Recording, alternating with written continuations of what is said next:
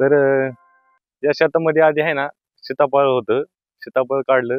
सीताफळाच्या नंतर मग दोडक्याचं नियोजन केलं. दोडक्याचं नियोजन करताना पहिलं बी आणलं. निर्मलचं मग 1.5 एकराचा प्लॉट आहे ह्यो. तो लावलाय.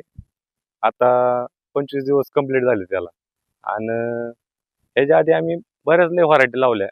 पण त्यात आम्ही निर्मलचं एकदा लावून बघितला. निर्मल 726 ही व्हरायटी आम्ही लावली. ती पुण्याला मार्केटला त्याला चांगली चालती व्हरायटी आणि माल पण दुसऱ्या व्हरायटीपेक्षा ह्या व्हरायटीला माल खूप जास्त आहे. आणि मग तिकडे दुसरा दोडका लावलाय दुसऱ्या कंपनीचा. ह्यो ह्या आणि त्या दोडक्यात 4 ते 5 दिवसाचा फरक आहे. तर आता हा 4 ते 4.5 फुटापर्यंत गेलाय आणि तो अजून 1 ते 2 फुटापर्यंत आलेला आहे. त्यात ह्यात कंपॅरिझन केलं तर ह्याची ग्रोथ फास्ट आहे.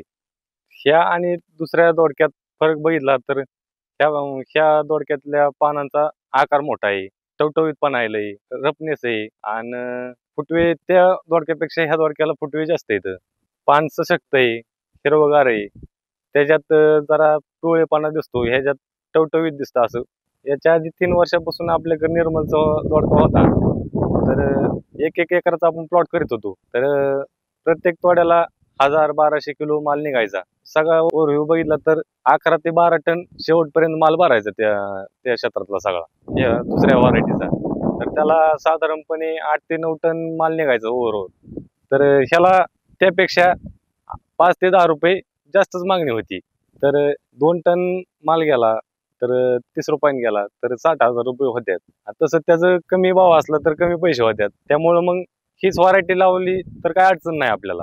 तर ह्यापेक्षा दुसऱ्या व्हरायटी आहेत त्यांना ते साड म्हटलं तरी फवारणी घ्यायला लागते. तर ह्याला 2, 3, 4 दिवस नाही काही फवारणी केली तरी चालतंय. आणि रोग प्रतिकार शक्ती दुसऱ्यापेक्षा ह्याची चांगली आहे. लागवडीनंतर आपण 7 ते 8 दिवसांनी याला पहिली ड्रिंचिंग केली. तर ड्रिंचिंग मध्ये पहिल्यांदा रायझोमिका आणि बायोसंजीवनी हे 2 प्रोडक्ट निर्मलचे घेतले होते. त्याची पहिली ड्रिंचिंग केली आणि नंतर जरा उन्नी वाटायला लागली आम्हाला. तर उन्नीसाठी स्नायपर हे निर्मलचंच आहे, ते आम्ही ड्रिपद्वारे सोडलं. तर त्याचा पण चांगला रिझल्ट वाटला. ही जी तुम्हाला वाढी दिसती ह्या वाढीसाठी आपण निर्मलचं बायोफोर्स हे मॉलिक्यूल वापरलं आहे. जर औषधाचं त्याचं बघायला गेलं तर निर्मलचे जे प्रोडक्ट आहे आणि ते दुसऱ्या कंपनीचे प्रोडक्ट आहे, तर निर्मलचे प्रोडक्ट स्वस्त आहेत दुसऱ्या औषधांपेक्षा. त्यामुळे आणि अवेलेबल होतात आम्हाला लगेच. त्यामुळे रिझल्ट पण त्याचा चांगला आहे. उत्पन्न वाढते आणि खर्च कमी होतोय. आणि निर्मलचे जे प्रोडक्ट वापरले तर ते जैविक आहेत. त्यापासून जमिनीतल्या बॅक्टेरियाला त्याला काही हानी होत नाही. त्यामुळं जमीन भुसभुशीत राहते. बघायला गेलं तर आम्ही दोडक्याला तर वापरतोच आहे. पण आमची द्राक्षाची बाग आहे, आंब्याची बाग आहे. त्याला पण आपण निर्मलचे जे प्रोडक्ट आहेत ते पण आपण वापरतो. तर त्याचे रिझल्ट चांगले आहेत आणि खिशाला पण परवडतात. स्वस्त आहेत दुसऱ्या कंपनीपेक्षा.